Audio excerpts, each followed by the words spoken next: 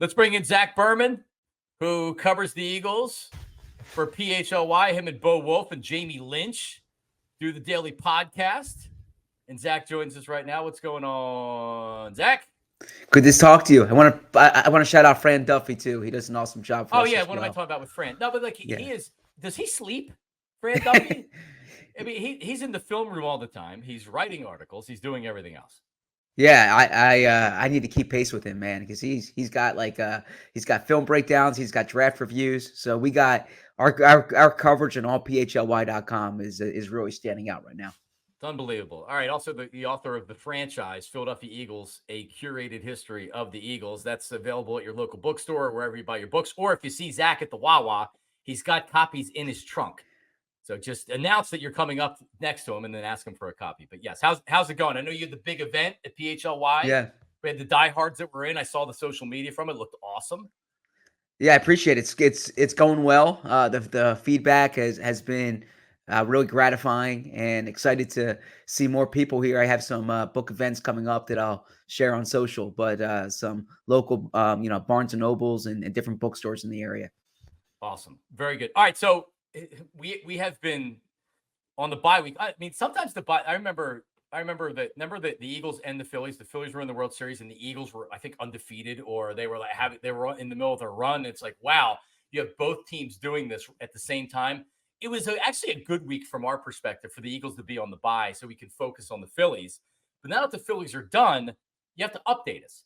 So the big news after they lost and we went into the bye week was the injuries. Ton of injuries.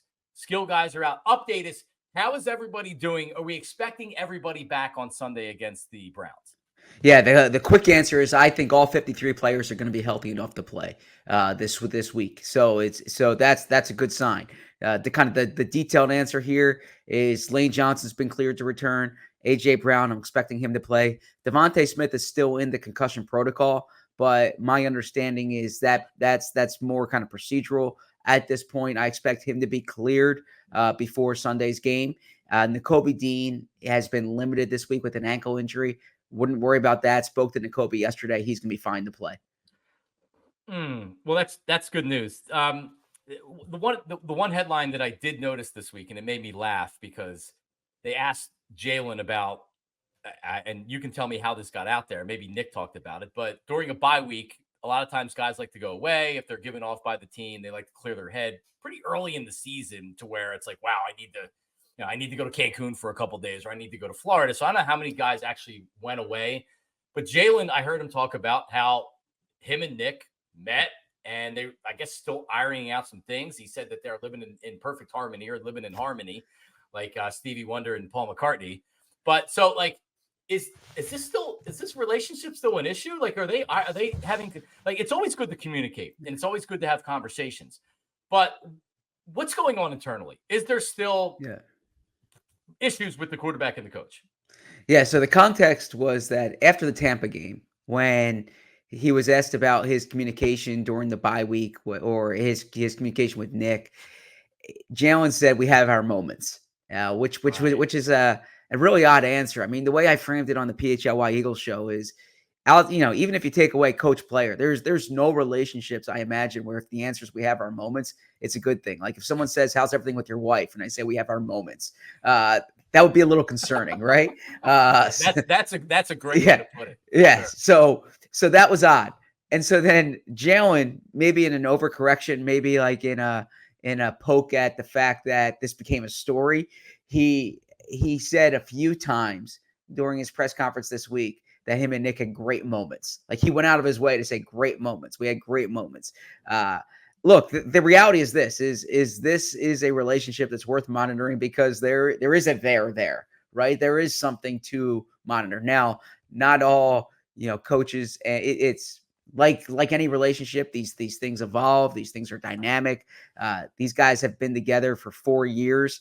In any relationship, when you're with someone for 4 years, there's always, kind of stuff there. But what matters is how it's going on the field. And right now, there are too many turnovers, and that's something you hear from Nick. That's something Jalen would tell you. So a big point of emphasis during the bye week from the conversations between those guys and the conversations with the team has been cleaning up, playing cleaner football. Jalen, this is an interesting stat. Jalen has a quarter of the NFL's turnovers in the red zone by quarterbacks, right? So 1 in 4 turnovers in the red zone by quarterbacks are by Jalen Hurts. Now, if you just clean that up, those like turnover in the red zone are points off the board. The Eagles haven't scored more than 21 points since week or more than 21 points since week 1. So this is something that needs to be cleaned up, and it's a priority for the team right now. Yeah, it's the craziest thing, because the one thing that you could say about Jalen early in his career was that he doesn't turn the ball over. He takes great care of the football, so you don't have to worry about that part of him. And it's been everything else since then. When you talk about it being cleaned up, there really are unforced errors in a lot of these situations, right? Like if you just make adjustments, like you have to, in that Tampa game where he did a good job of getting away from the pressure, but then he's got to know he can't stand there for another 2 seconds trying to make a throw because he's going to get hit. That's exactly what happened, and it was a strip sack, and they lost it. So he's just got to be a little bit smarter with the football. Is this something that you feel like gets cleaned up now? You have the bye week. It's everybody knows you need to clean it up, but does it feel like that this turns to you? Or honestly, Zach, right now the Eagles are 9.5-point favorites over the Browns. I don't know how they're 9.5-point favorites really over anybody at this point. There's something missing. There's just something missing with this team. I don't know what it is. I can't necessarily put my finger on it, but there's something missing with this team. Yeah, well, so to answer the first part of the question, I do believe in turnover variance. And what I mean by that is I remember in 2022, Nick Sirianni and Jonathan Gannon were like adamant against the storyline of like turnover luck. And they said, no, we coach it more, we emphasize it more, we teach it more. And that's why the turnover differential was so good. And I disagreed then. I disagreed then because every coach I've ever met discusses turnovers. Like the Eagles didn't all of a sudden say, all right, we're gonna focus on taking the ball away and not turning it over, right? So I think there is turnover variance, and you see this year to year. Now there are some guys who are more turnover prone, but by and large, I don't expect the Eagles to be -6 going forward here. I imagine they're going to get some hands on, some interceptions, some fumbles on defense, and Jalen will presumably clean this up a bit on offense. But to your second point, you are right. There is something missing here. Frankly, if you ask me what's missing, I think it's A.J. Brown. And what I mean by that is when A.J. Brown's played one game this season, they scored 34 points. The offense looked like it was supposed to be with Kellen Moore. You take him out, and they scored 17 points a game. So almost half of that, right?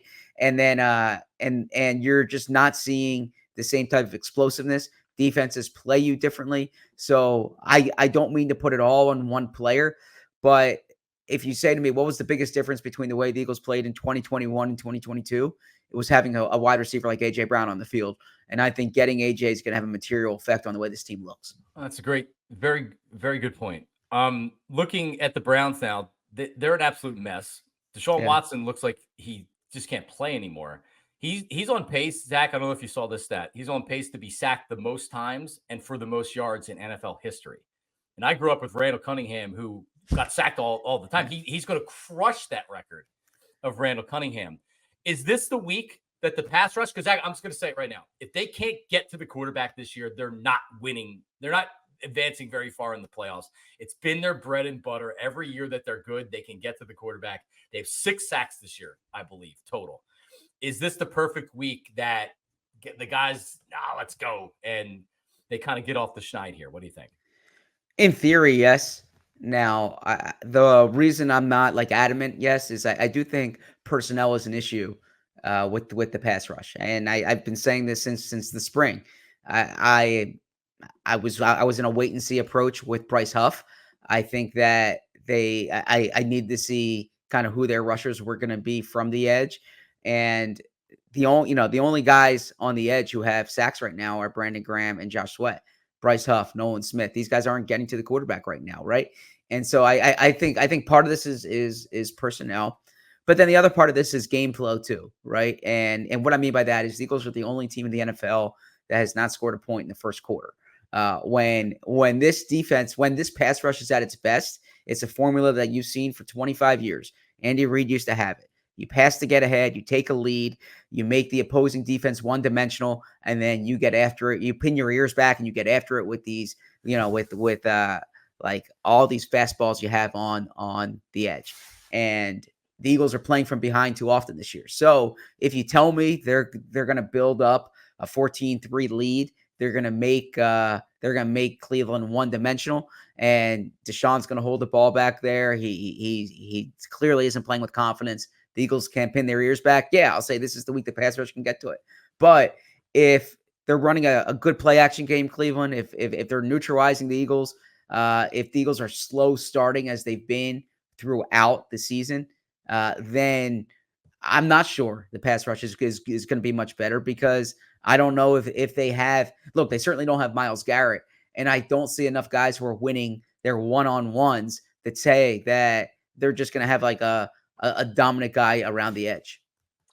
Quickly, I don't know if you give predictions on your PHLY show, but how are you leaning? How are you feeling about this game going into Sunday? Yeah, I mean, I've watched the Browns quite a bit recently. I'm not impressed. I think Stefanski's a really good coach. I think Jim Schwartz is a really good defensive coordinator. If Deshaun Watson somehow figures out how to play quarterback again, I think this can be a closer game. But I think the fact that the Eagles are healthy, the Eagles are coming off a bye. Vegas is telling you 9.5-point favorites. I have the Eagles winning 24-16, so winning but not covering. That said, I heard you talking about the Phillies before I came on. If the Eagles have a slow start here, if they're losing at halftime, that's going to be an ugly, ugly place on good Sunday. Point. That's a really good point. Yeah, because we're not in the mood. Well, like, I'm never, Zach, I very, very rarely you'll hear me talk about style points. This week, I think for everybody involved, it'd be nice if they had a nice win where the offense looked good, where they got to the quarterback. A style point win this week would serve, I think, everybody well. Yeah, like the old school, when the Eagles and Phillies were like in competition for fan attention. When the Phillies are good, you can say, all right, a bad Eagles game. The Eagles can't afford a bad game right now for the Philly fans. One last thing, and it's not about the Eagles. You covered Hassan Reddick his 2 years here. His agents, his representation, CAA, dropped him as a client. And this entire thing to me has been bizarre. I thought he was getting bad advice. I just don't know if he's listening to the advice. He's already forfeited now at 5 game checks, $2 million from training camp, knowing him a little bit from covering him. What is he doing? Because it doesn't go anywhere. Now he has to report if he's going to get credit for the year. It would have forfeited like $8 million or something like that. Yeah, it's a shame, and because he is an outstanding player, I think, and I'm not 100% privy to the details with the Jets, but I can tell you from past conversations with Hassan, he views himself as one of the elite players in the NFL, one of the elite pass rushers, and he wants to be compensated like one of the elite pass rushers in the NFL.